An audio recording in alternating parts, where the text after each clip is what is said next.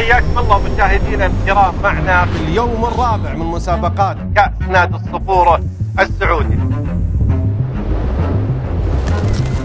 اليوم راح نشوف اشواط المحترفين من اصعب الاشواط في هذه النسخه اللي تكون النسخه الاولى.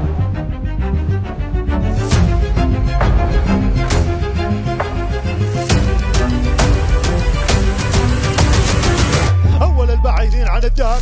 انا اتوقع اليوم ظهور ابطال، وحسب المعطيات اللي قدامنا شفنا اداء طيور طيب.